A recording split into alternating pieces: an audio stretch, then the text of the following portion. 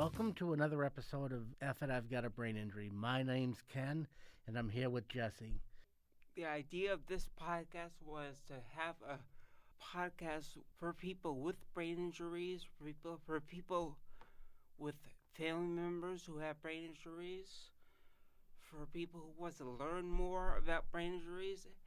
And I wanted to let it be known that me and Ken, the hosts, have brain injuries. So I apologize for my voice, and I also apologize for Ken's face. Thank God you can't see it. He has a face for radio. I have a face that would make a freight train take a dirt road. So sit back, relax, grab some popcorn, and enjoy.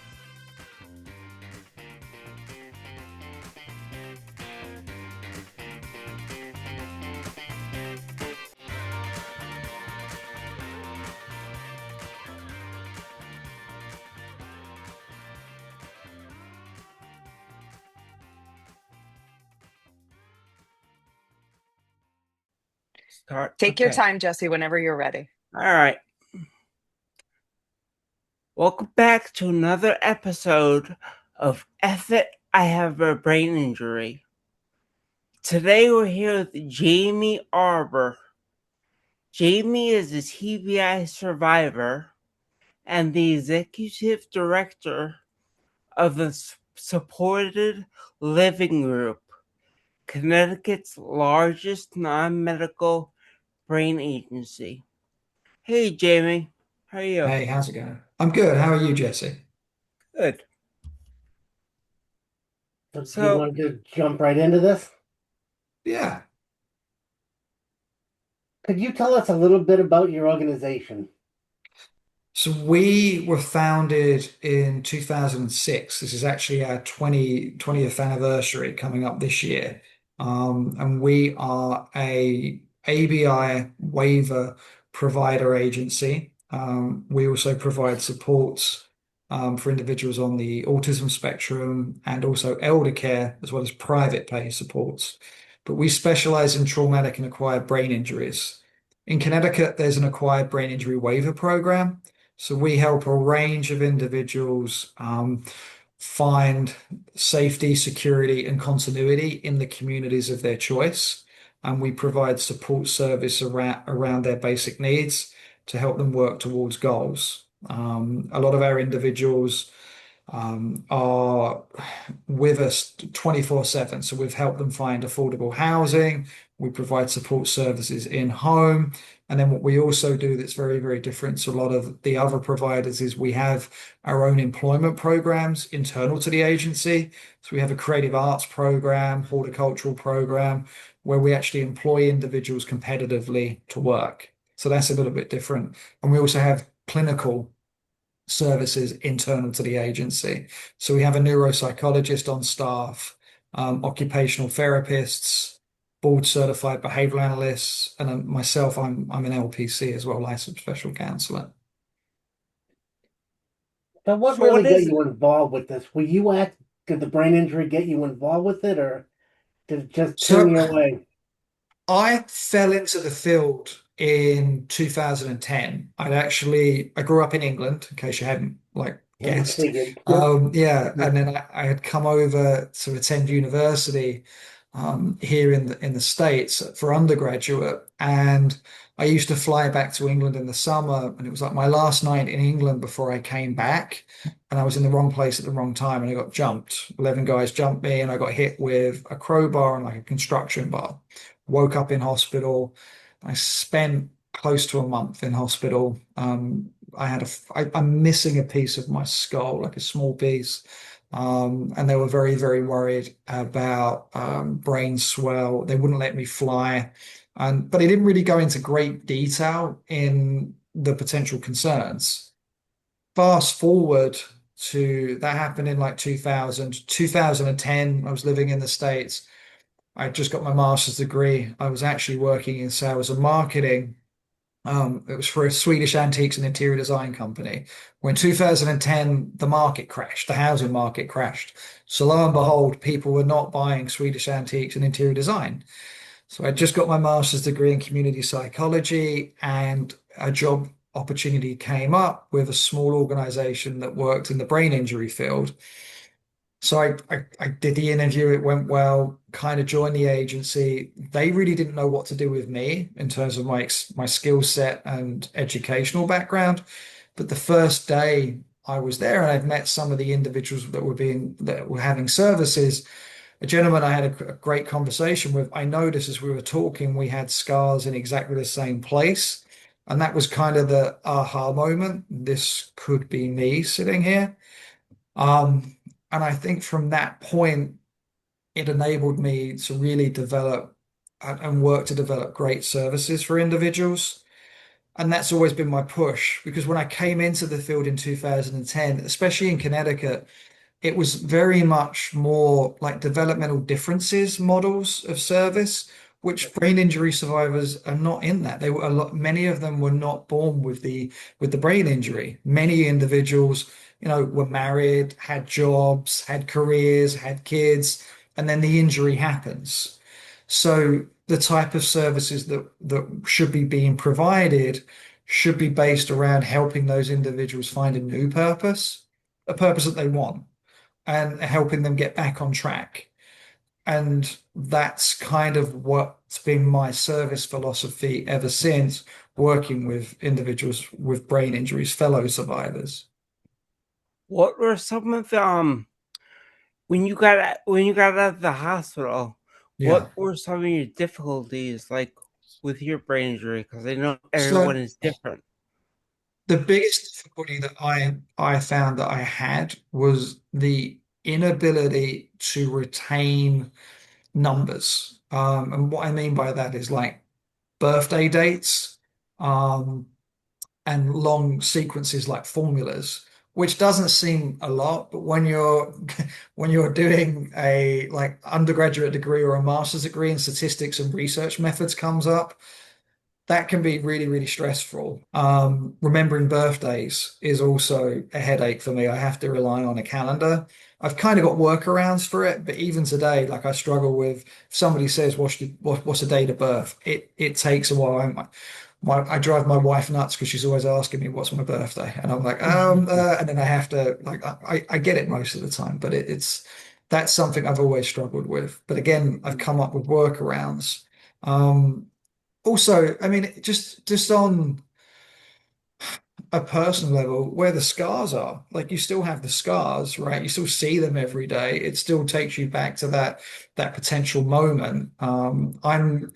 Part of what I do as well. I've gone on to get licensure in counseling, and I specialize in something called EMDR, eye movement desensitization reprocessing, which is a specialized trauma-based therapy. And I've gone to therapy to work through that moment in time when it happened to me because I still remember everything that led up to the attack. But there's a whole chunk of time that my friends who were with me said I was talking, having communication. I don't remember. It's just gone. It's not there. And looking at the scars, I have one above my eye. I have one that runs across the top of my head and one that runs along the side of my head. That's been something that has stuck with me. And migraines, I do get very, very bad migraines when they do kick in. It's painful, and I feel very, very nauseous when they kick in. So I have to be careful with that, not to overtax myself. You're probably better off not remembering it, tell you the truth. Yeah, yeah. I kind of the moment I remember is coming to in the hospital, and my mum and dad were there with my friends, and my mum saying he's got a hole in his head. That kind of sticks out to me. I hold that piece.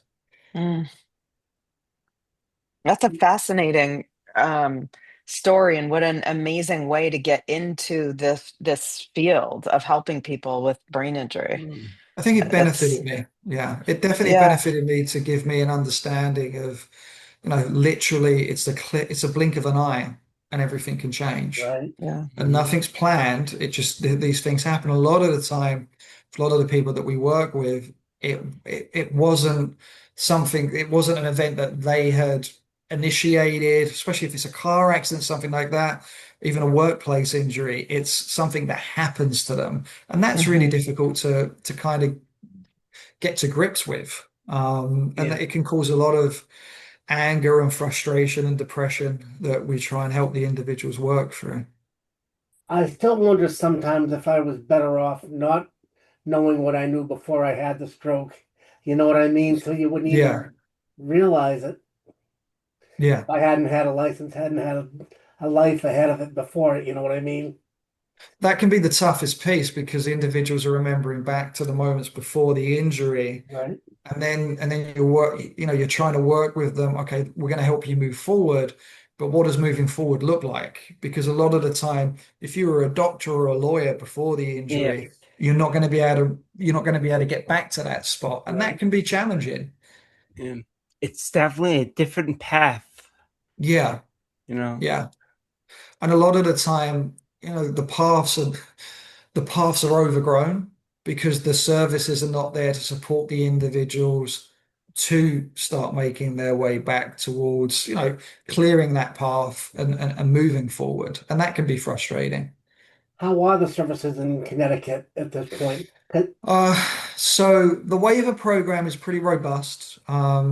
There are around about under 700 individuals though on the waiver program. There's waiver one and waiver two.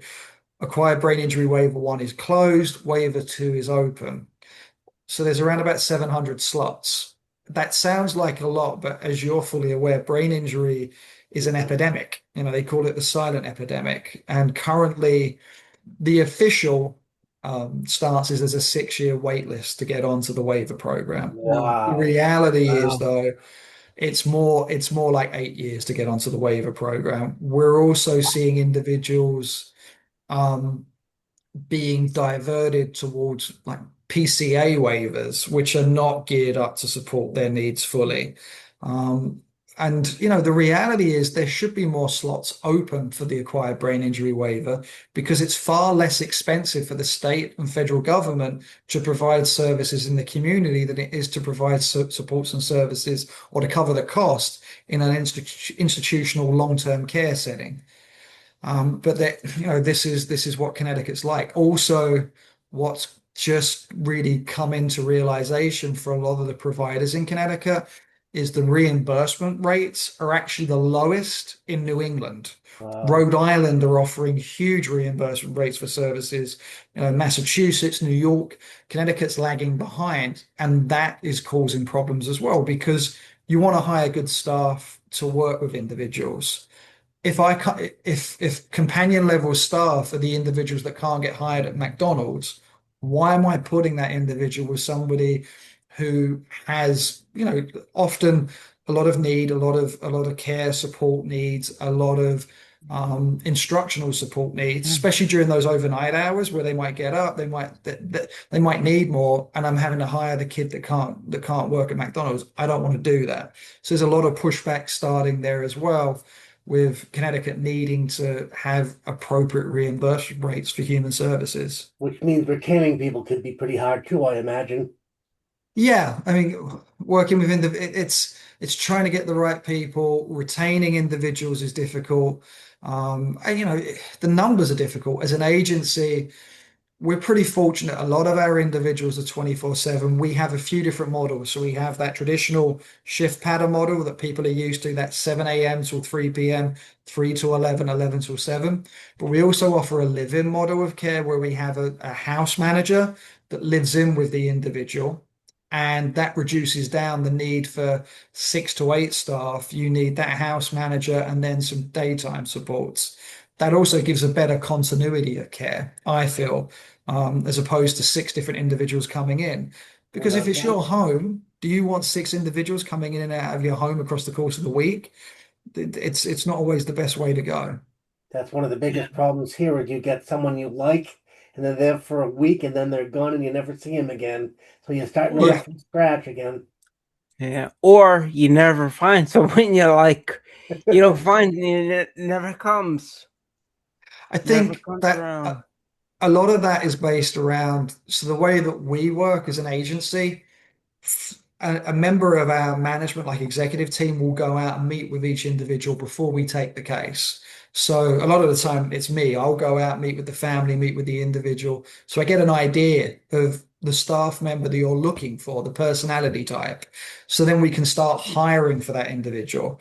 Because, hiring a person, if when you get into that as a business element, as an agency, it's anywhere between to get the individual, you run the ads, you hire them, you put them through training. It costs the agency around anywhere between $300 to $500. Yep. So you want to try and make sure the person going into work with you is somebody that you like, is somebody that you're going to get along with, and also somebody that's going to help you meet your goals. So we try and make sure it's the right person off the bat. That can be difficult at times because we are working with a more limited staff force, but that's Yeah. what we try to do each and every time. And And we that, were able to mitigate that as well because of the creative arts programs and horticultural programs that we do. So we're able to hire people that are not necessarily from the field of brain injury. Like we will go out and hire an artist, train them how to work with individuals with brain injury, and then we get new ideas and thoughts coming into the service field, which is important as well. Mm. I'm yeah. looking at one of your, I think it was a YouTube that you did talking about the bike shop and the wood shop. It's just Yeah. amazing what you've done. Yeah, with another agency that I work for, we developed a custom motorcycle shop. We called it the Bespoke program. So we hired two grizzly mechanics. One of them was a brain injury survivor, who was a Harley riding like mechanic, and it was one of his. And the other individual was skilled in the electrical elements and welding. And we purchased a bike shop and converted that into the program space. There was custom bikes being built. We had the creative arts program that we've replicated here at SLG, where we were able to do custom designs on gas tanks, stuff like that.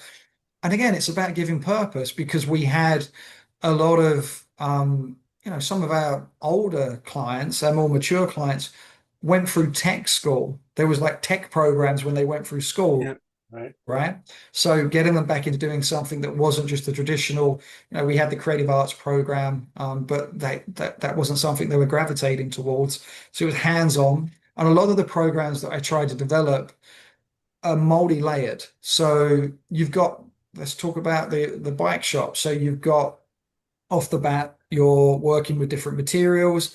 There's planning, there's structure there, but also frustration tolerance. You have the mechanic who's talking to the brain injury survivor about, no, we don't want you to use the drill like that there. And instead of it being an explosive outburst, you kind of become desensitized to it. So then when that individual gets home and then other staff members helping them prepare a meal, oh no, we're not going to put that in the microwave for 2 minutes. We need to get that in the Right. microwave for 5 minutes. It's not so jarring for them. There's also hand-eye coordination, balance. There's all these different elements that are factored in. So that was beneficial. And then working with members of the community, bringing other individuals in. Like I said, Yeah. the mechanics, those were individuals that hadn't really worked in the brain injury field before. So they're coming in, we're training them with brain injury, but they're able to talk to some of our rougher and ready individuals that we're supporting in a way that they enjoy. And they're able to talk about things that have common interests. So that was also important. I liked how you put in the flight or freeze. I like Fight, yeah, we it's kind actually of, pretty. yeah. I've done all. Yeah. Well, a lot of the time, especially when the injury is frontal lobe, we see individuals move more back towards the more ancient parts of the brain, which is fight, flight, fawn, or freeze.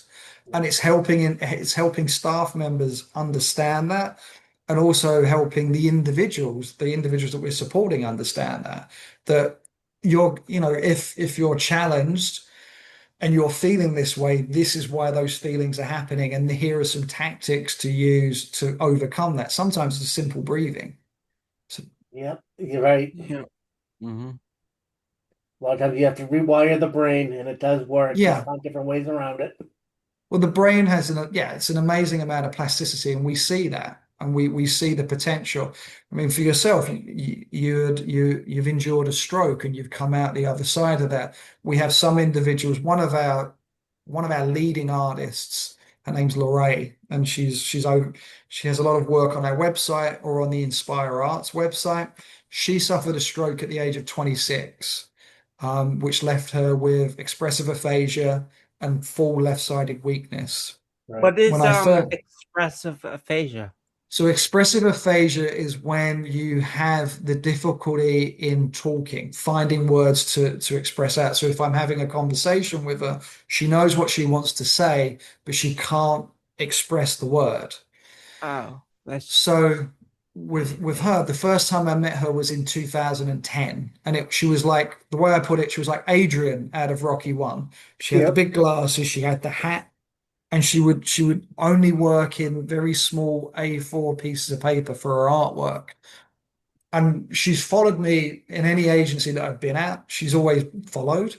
And at this point, she has developed her own artistic style where she does amazingly huge pieces of artwork now. The other thing is she's teaching classes to members of the public, and she's worked through the expressive aphasia to grow confidence and to show others what her style is and teach others how to use it. And she's a great peer support for So does she individuals who've still also still have one hand, or does she have one some movement? hand, well, she Wow. one-handed use, but what she does is, and I can send to you after some of her artwork so you can see it. She'll take individual pieces of paper, tear them, and put them on to create these huge collages that are amazing. There's one piece that we have in our Danielson location. It's an 8 foot by 6 foot album cover of the Sex Pistols, never mind the bollocks album cover, and it's Yeah. all guitar-sized plectrum pieces of card that were cut out to make up this amazing imagery. But what was important with the artwork is, so it gives her an ability to express herself, right? Because one of the things is art is about being able to express yourself and tell your story. Every artist tells their story, and that's the benefit. Every brain injury is different. So having a creative arts program, our individuals, if they do have expressive aphasia, they're still able to tell their story through the artwork and the medium of art.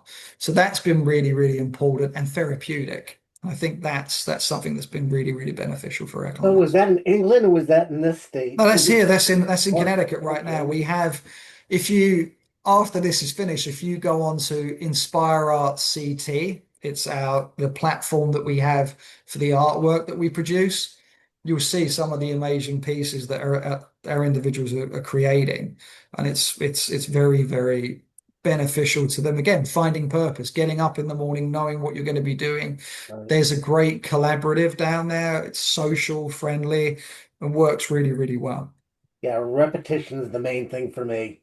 Yeah, yeah. Do it over and over. England, the brain injury support piece in England is vastly different to the US.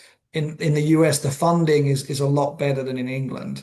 It's very, very limited in terms of support services in England. A lot of it is community based, like what we have here, but a lot of the situations are like drop-in centers for individuals with brain injuries to go to, and very, very minimal in-home support services. There's a great organization that you could look up. It's called Headway, and they're based in the UK, and they've got different art programs and different support networks. But a lot of it is more peer-to-peer supports and very, very limited services for individuals, which is a shame because Yes. I can see the amount of supports that are needed to help individuals to be stable in the community. So how is the transportation in Connecticut for people to get around? How does that work out? It depends where you are. In certain city areas, there's more access to, buses, trains, those types of things. For the waiver program, the way that we operate, our staff are expected to transport our individuals where they need to go in terms of medical appointments, elements like that. But if you're looking to be as independent as possible, you're definitely looking to move to more of the city areas because there's Right. public transport available. But the cost of living in Connecticut is very, very high. Right. Yeah. And there's a housing shortage pretty much all over the state at this moment. pretty much everywhere now. It really Yeah, is. yeah, Now, I want to talk a little bit about this grief counseling you do, or whatever you call it, because it's yeah, kind of funny. My mother died back about a year and a half ago, and I could not cry, no matter how I tried. But yeah. then if a good song came on the radio that I hadn't heard for a while, I'll crash, I'll shed a tear. I've never seen anything like it. How do you Well, work with that with individuals? yeah, I recently secured the grief counseling piece. I'm actually in the process of putting together a private practice specifically for individuals with brain injuries and their families because it's such a niche area. And I've been doing this for so long. I've consistently found like family members struggle with the loss of the individual that was there before. Right. Children definitely really, really struggle. And then the brain injury survivor struggles. And grief and a sense of loss is huge. But Yeah. as we say with every brain injury is different.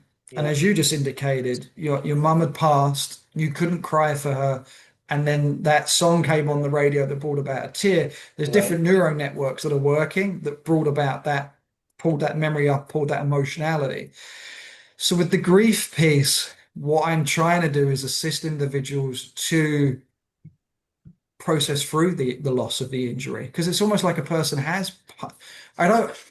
I want to say this carefully because the brain injury survivor hasn't died, but the person they were the moment before the injury is Different. no longer there. Right. And I think helping individuals work through that, as I said, not just the individual, the brain injury survivor, but their families is really, really important because I see on a day-to-day basis some of our like really um, large, complex cases where family members are conservators.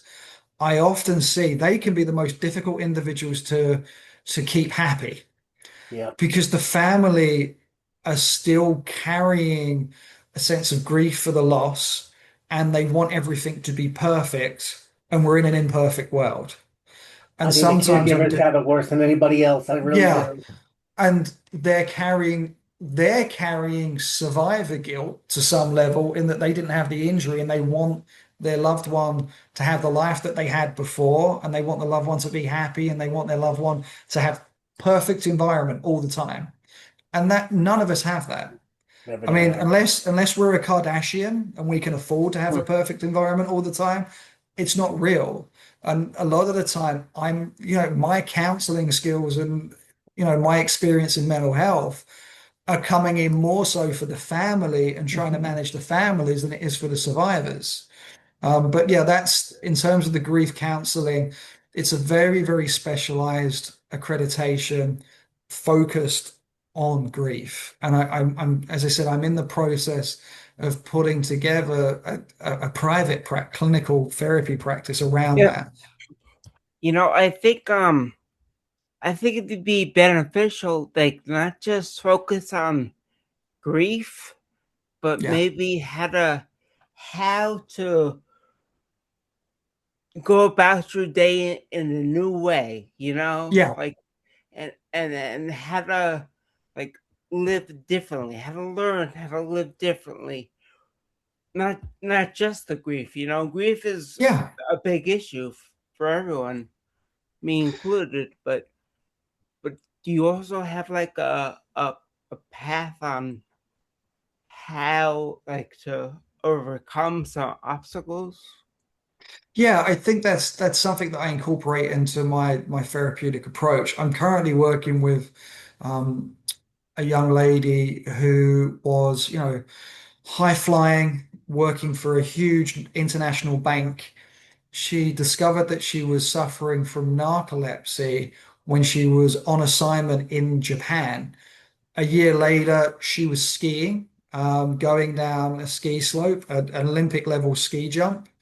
When Hmm. narcolepsy, she believes narcolepsy hit and she collapsed just Stuff before she like went off the that. ski jump. Oh. Hit the ski jump, came to as she was rolling at the bottom of the ski jump. Suffered a massive traumatic brain injury. From that point, she essentially lost everything. She was successful. She had multiple houses, was married, and I'm working with her at this moment in time to process through the trauma of the actual event, but also helping her to identify the biggest thing is you are doing the best that you can Right. and helping her develop strategies to identify that she is consistently doing the best that she can in the moment because it's difficult. She had kids with a partner. That partner has subsequently left, and the kids are, it's a divorce situation. The kids are Yep. going in between households, and it's difficult. So helping that individual, as you said, navigating obstacles, but from a brain injury specific perspective, understanding cognitive overload, understanding feeling over that feeling of overwhelm happening all the time and Right. assisting her to develop strategies and techniques not to feel that way. Also, Yeah, forgiveness and self-love is a huge, huge thing that is also not considered. That's And a hard and that problem can be too. difficult. it's Assisting very with, difficult. yeah, ways of dealing with depression, different techniques and strategies. I kind of I find and the thing with brain injury as well is every person that you work with, it has to be customized and individual because just because you have one strategy, you can't have one modality.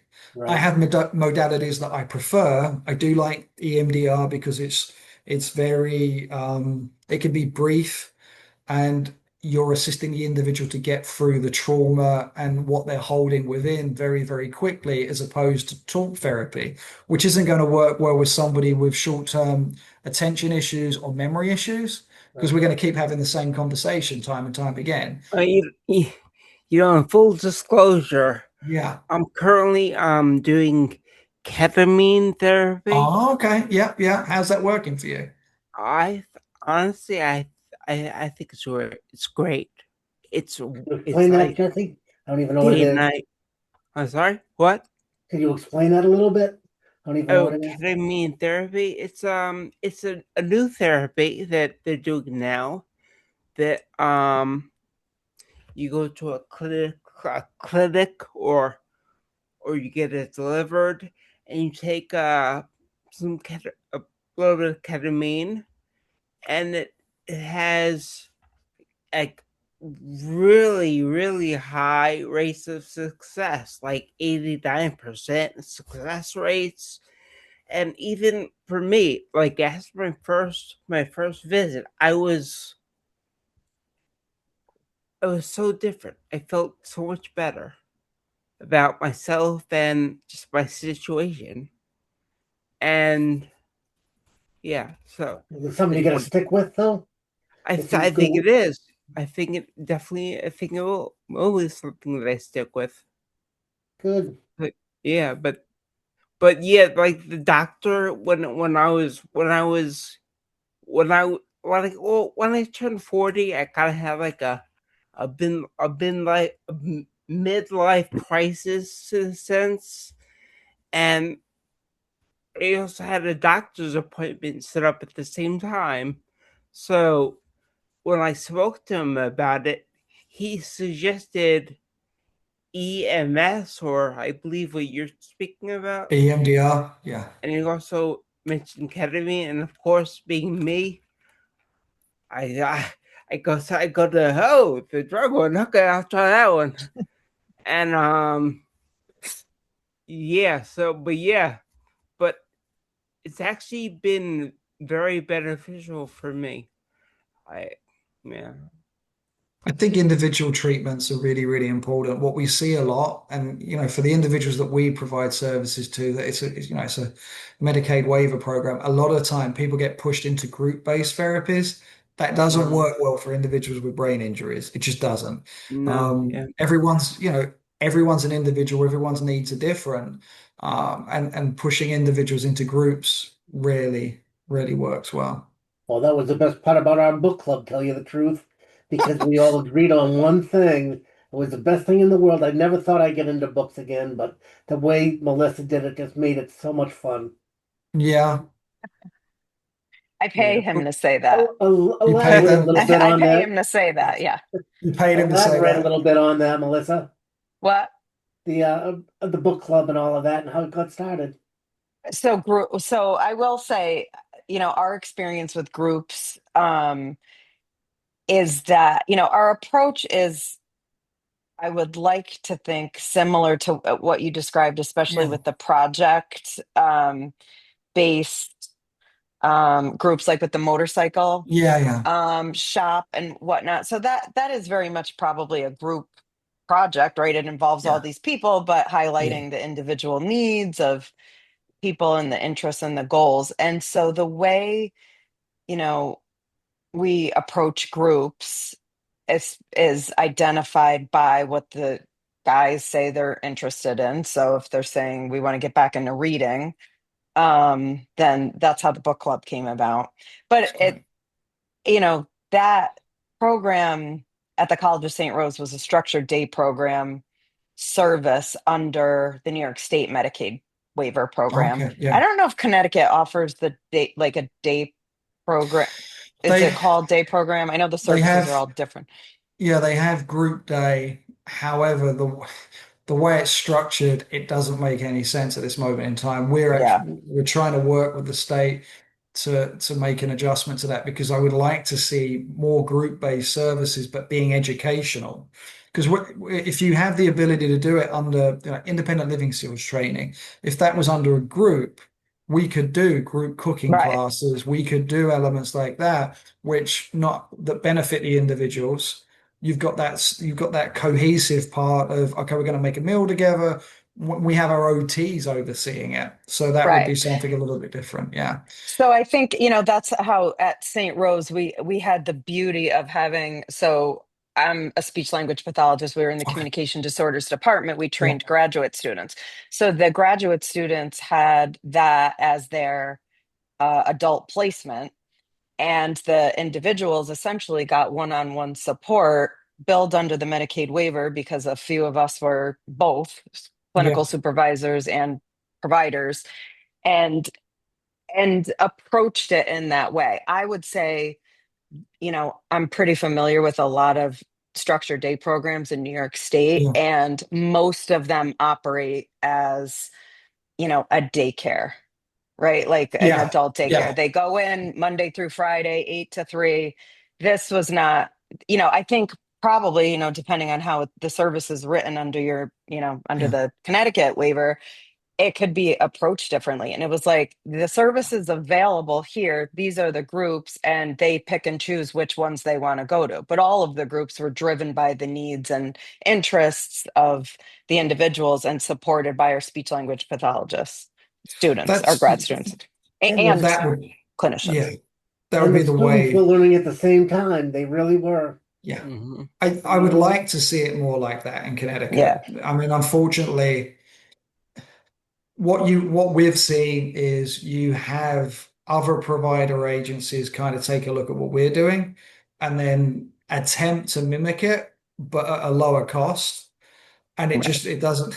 And I've kind of said this before to individuals, just because you have a treadmill in your that doesn't make you a gym. And Right. I'm personally uncomfortable with, you just drop a treadmill in the middle of in the middle of your office space, and that's Right. part of Fitness your center. program. Yeah, it Right. kind of Right. makes yeah, that makes me a little bit nervous. Because Yeah. Yeah. and creative arts programs, and we've also seen like agencies essentially lie on their website to say they're offering services, and then when people get there, those services don't actually exist. Right. It's tough in Connecticut because, and I would assume it's the same in New York, it's conflict-free well, you don't have case managers. So in Connecticut, you have the Department of Social Services, a DSS waiver program, and then they hired independent case management services there's three case management services in Connecticut. There's Southwestern Area Agency on Aging, Western Connecticut Area Agency on Aging, and Connecticut Community Care. They have care managers that oversee the contracts, the service plans for the individuals, rather than it Hmm. being a Department of Social Services. The issue is those care managers cannot make a referral directly to the provider agency. So there could be an individual that would flourish with us, but the Hmm. care manager cannot say you should pick the supported living group. Yeah. Hmm. So, and in That's how it Connecticut, is here too with living resources. yeah. So, and what we see is in Connecticut, so there are a few providers that specialize in brain injury, but there's a whole heap of providers that are more home health care agencies that have moved into the Yeah. field. And that can be a complete nightmare for individuals because they end up with a home health care agency that isn't geared up to work with brain injury. Knows nothing The about it. individual Yep. struggle, yeah, the individual struggles. They don't make progress. They have behaviors, etc. And then 2 years down the line, they find us, and we're having to take it on and try and fix 2 years of Hmm. damage, and it ends Hmm. up costing the state more money. It's like, Hmm. what are we going to do to address this early on? We see that a lot. Well, I do think so. We have service coordination as our case. Okay, same Is thing. Yeah, that what same we thing. use? Yeah. Yeah, but they are hired by the provider agencies. A service Okay. coordinator can't work at the same agent. A person like Jesse or Ken can't have a service coordinator from the same agency I as where he would be getting a yeah different That was my service. understanding of it. Yeah, Yeah. yeah but it's I actually just got done switching my service yeah. coordinator who I had for 30 years maybe, Okay. just because I was not able to go to any of the programs that are in her building Yeah. Okay. because it's a conflict of interest. Yeah. So And we deal with the same exact thing. I have a And question for yeah, you, Jesse. How often do you see your service coordinator? Like, how often do you meet with them? um, well, actually, she just texted me today and told me that the everything's good and I'm about to be switched. But Is that we have Wendy? a yeah, Wendy. Me and Wendy She's the have a best service un coordinator in the area. yeah, it's more Yeah. of an untraditional kind of relationship where I will Yeah. text her what I need and she'll, get back to me. So Yeah. it's simple. She makes it simple for me. That's But good. I will say the requirement is once a month, but we always say that's the worst kind of service coordination a Well, person can get.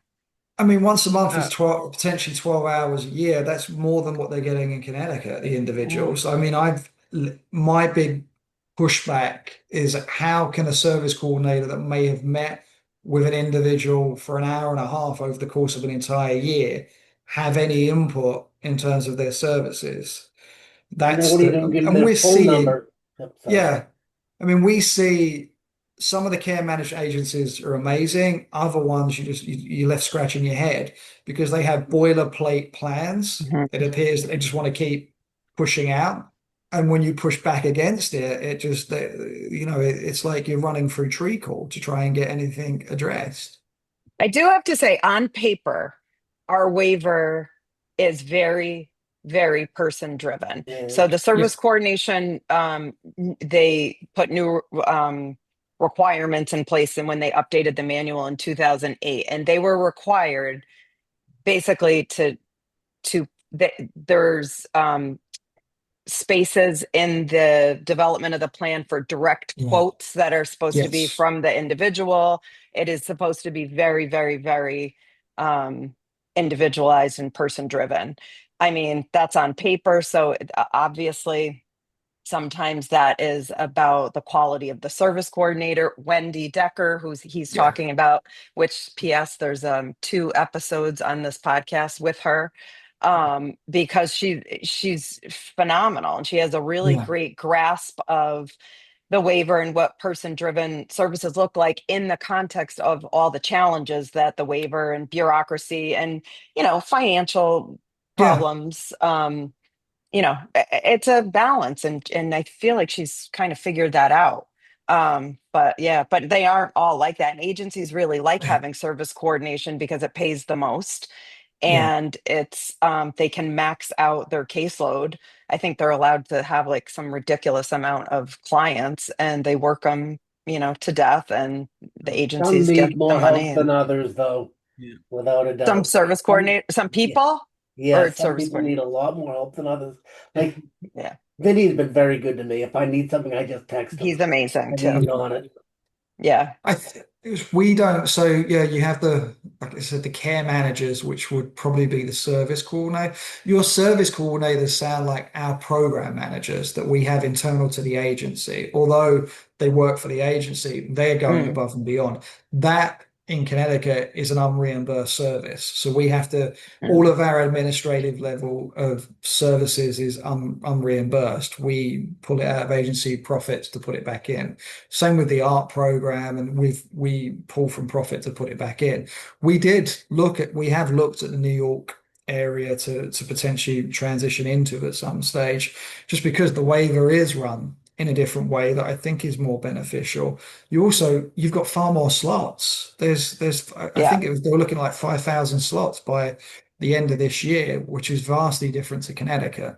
And I think Connecticut could have 5,000 slots easily given the Do you guys information. have a structured day program service under the waiver?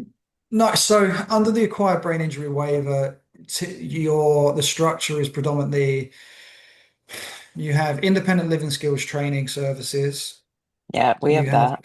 companion. Under waiver two, Um, you have recovery assistant and PCA supports. okay. And then there's bolt-on services if you have contracts with, let's say, Bureau of Rehabilitation Services or DDS. There is pre-vocational supports and supportive employment. Do There you is have also group day.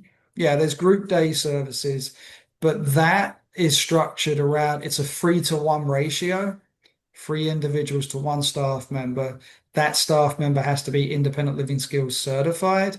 And it really doesn't work in reality. I think it was more built around some of the agencies that have like a large number of residential locations are using that service for, like, on the weekend, they have 3 individuals living together and they have a live-in staff member. They're billing that then, as opposed Oh, to coming to a program site. So what we've done in terms of our creative arts program, horticultural pieces and elements like that, we have supportive employment that can be ratioed. Those individuals come in and they're working competitively for us in that program space. But it's also, the art program can be used by our ILST individuals to work one-to-one with somebody, or pre-vocational individuals to work one-to-one with somebody to learn skills. And we use the space in that capacity.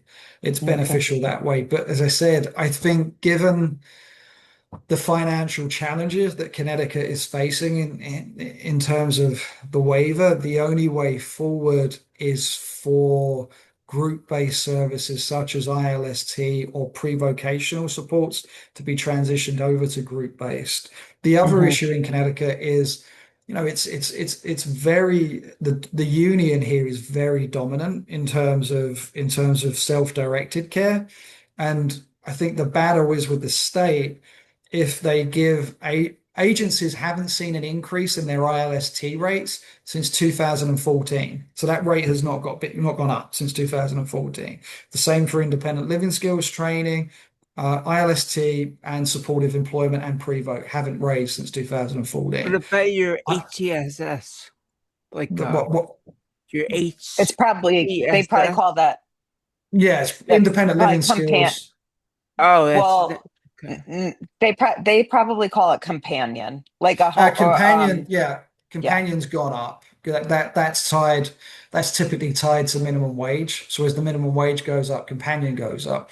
But that's the issue because, okay, you've not seen an increase in the higher skilled services since 2014. Mm, Lower skilled service increases have happened year upon year to tie in with minimum wage. Now there's like a $2 gap between the two services.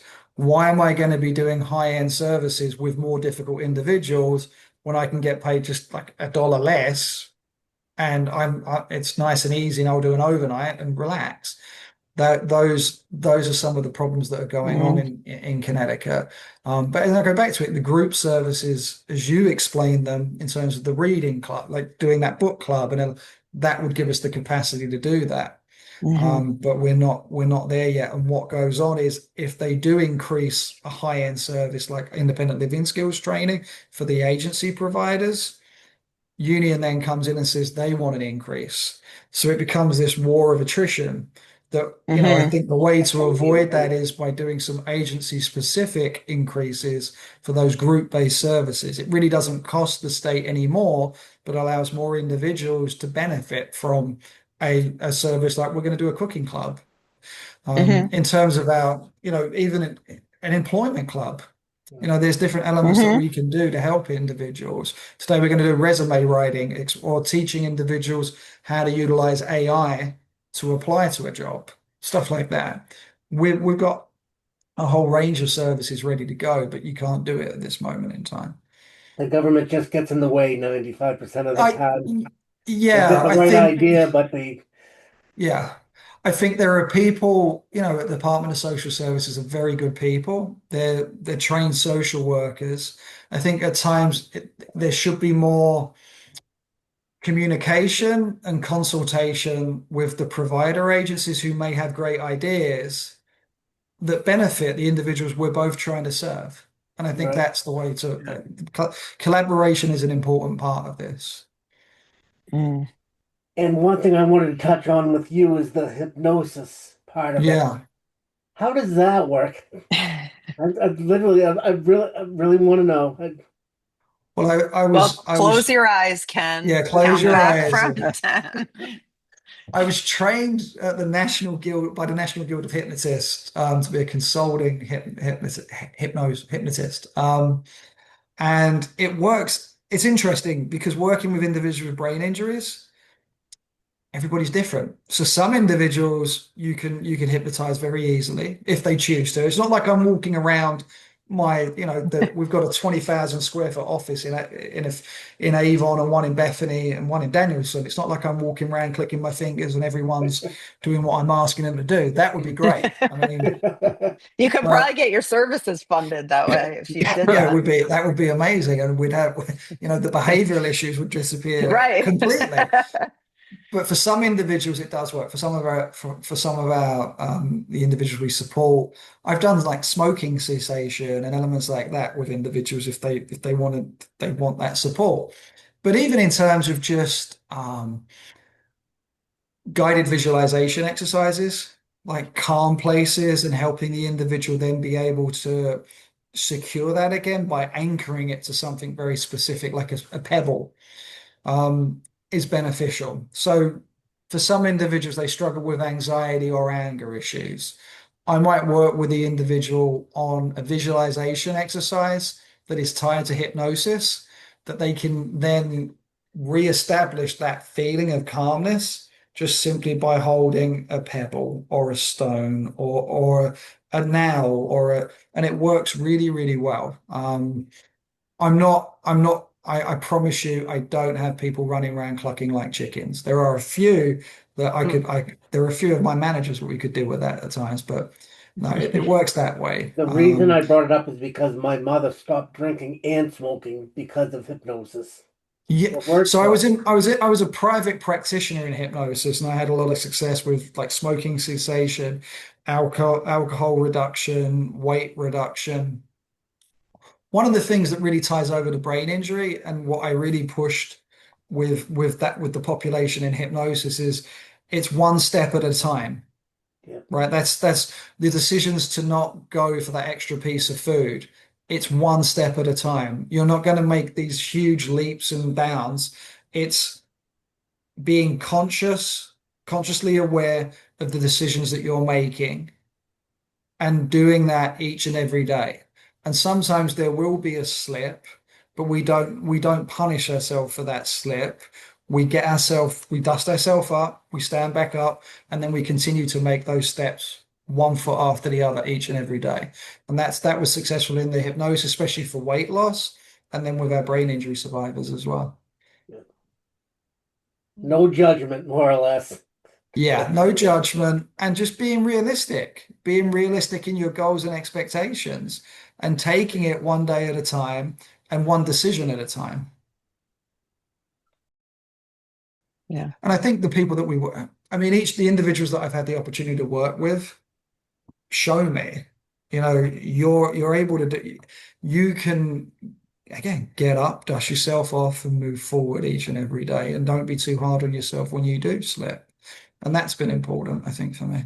You There's got a to lot of learn to get out of your inspiration own down there. way, more or less, is what it comes Yeah, down to with me, anyways. yeah, yeah, Which is where the I mean, podcast basically came from. yeah, That I had a brain injury was because I went on a fishing trip, was going to go on a fishing trip, and I didn't want to go on it because I don't fish the way I used to, and I didn't want to go. And who was Jerry was involved with that? Was a really good guy, which Jerry allowed Hefner from University of Wisconsin. Yep. yes. And I didn't want to go. I didn't even want to get on a plane again or any of that. And I finally just said, "Screw it! I got to do this." yeah. And that was finally stepping out on my own, more or less. That's a great attitude to have. Yep. You have to get it after a while. You get stuck in a rut and never get out of it. I think that's a really important attitude to have, and I think that's really important for people to hear because it's easy to get stuck in a rut. It's easy to, to grieve, like we said before, the person that was there before the injury and focus on what you can't do now. And it sounds like you just said, no, I'm not, this isn't going to define who I am Right. and move forward. And that's really, really important. And that's where the podcast came from because if we can help one person or Yeah. even a family member that's having trouble with it, I think we've done our job. Yeah. Hmm. I think it's important. I think the podcast is important as well in terms of getting the message out to individuals and showing what's, you and Jesse and Melissa have put this together and it helps others who are coming through brain injury understand that there's a lot that can be achieved out there. And we're helping ourselves at the same time, at least me and Jesse are, without Yeah, and doubt. at the same time, it's like my big issue for me is purpose. You know, getting out of Yeah. bed, wanting to wanting to do something.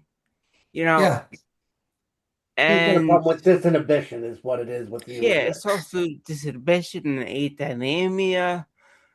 But the podcast really did help with that because it is something that I am interested in, and it's not just like a day program where it's like Yeah. in a box, you know. Yeah. And if you're not in that room, it's not, no one's gonna hear it. Yeah. With the podcast, I really enjoy the fact that it has like almost tentacles that it can reach a lot of people, you know. And it can inspire others. It can inspire others to do their own podcast. It shows others what is achievable. Mm-hmm. Did But no, you, Jamie, have anything else that you wanted to talk no, I about think I think or we've had a anything? I think we've had a good discussion. I mean, overall, what I would say for any of your viewers, listeners, in terms of individuals that have survived brain injuries or their families, in terms of picking providers, I do want to say always go out and meet the providers because as I said, there are some people out there that their website looks great or they have an amazing salesperson who sits down in front of you and will talk up programs, left, right, and center. And I said in Connecticut, there are agencies that make out they've got things going on. I think going out and actually visiting the program spaces, seeing what's going on, like in New York, if there's a day program, okay, let's go and actually see what's happening Hmm. here and talk to individuals, ask for references whether that, and it needs to be more than one. Like it can't just Right. be the favorite Hmm. reference. What you're Hmm. looking for is a professional reference from potentially a professional conservator, such as an attorney, family members, and potentially a brain injury survivor that's taking part in the program. Right. Because that paints a picture, that tells you the truth of what's actually going on there. I think that's really, really important for people to consider. I think that's really good advice. It I is think very good that's really advice. important. Yeah. So you can pick your providers in Uh, Connecticut for the in most in part. Connecticut, you can pick your provider as the brain injury survivor or their family members. You can pick. The issue is you're not given an understanding of the providers. there's over 600 providers, so you can imagine how overwhelming it Mm. is if a care manager goes, here's a list of all the providers. And, you know, there's a whole list of providers whose first name is like applied brain injury or, you know, acquired brain injury. So most people will drop into that Eh, line and not realize, you know, we're the supported living group, we're way in the back. your And people S. don't, Yeah. you know, yeah, people don't realize, you know, there are a lot of the differences between providers. They're not realizing there's a whole heap of providers out there that are really home care providers that are Hmm. not specializing in this field. There's providers that are not offering vocational programming options. There are providers since the pandemic that have closed their program locations and who are essentially operating as that home care mentality, which is essentially air traffic control. Yeah. All they're doing is scheduling staff to go to your house. There is Hmm. nothing else beyond that. Who's managing that? Who's supervising that? Who's quality assuring that? Mm. Very few people. And is there truly a program manager or is there just simply a scheduler? Hmm. These are questions that need to be asked because, you know, for us, we have a program manager assigned to the case. They have between 6 to 10 cases that they manage. Over them is a regional manager that's doing quality assurance, making sure they're doing what they need to be doing. Over that is myself and the clinical department. Over that, you've got a vice president and president. And you know what? Mm. Every individual that we provide services to has my cell phone number. Because if there's an Hmm. issue, I Yeah. want to hear about it. Because if my managers are not fixing it or the regional manager's not fixing it, I need to be able to fix it. My piece is I don't care if the phone rings at 6:05 on a Friday night, take the call and handle it then and there, which may take 5 minutes of your time rather than waiting until Monday when you've had all weekend to think about what you've not had resolved or your family, and then it's a huge issue. So we'd rather Hmm. work that way. The other thing that isn't often or communicated appropriately is survivors are able to pick and choose their providers in Connecticut. It's the same as your cell phone carrier or the bank. If you're unhappy with the provider, you're able to say, I want to go to a different provider. Show Yeah. me what's available. And I think in order to get around the conflict-free case management and that huge listing that's given to family members, individuals need to start saying, what I want from a provider is this, this, this, and this, because then you just cut through that list straight away. Does Hmm. the provider agency have a neuropsychologist on staff? No. Well, let's not waste their time. Do they have programming available, day programming? No. Well, that cuts people out. Do they have a program manager? Not well, that would save so much time, and I think that educational piece is important. Not just in Connecticut, I think that's anywhere in any Yeah. state in the country. I think that needs to start being asked. Because my mother didn't know where to turn after I had Yeah, mine. None yeah. wasn't. She didn't know what to do. And then in the Nobody meantime, does. I was all mad at the world to go along with it. So it wasn't Yeah, helping anything. And Hmm. they yeah. definitely don't tell you the hospital.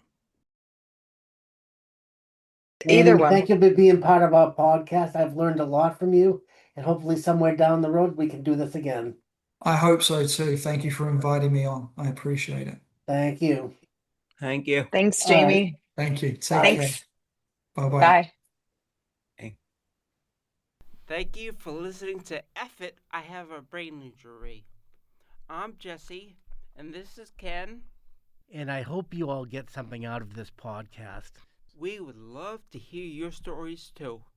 See you next time. See you next time.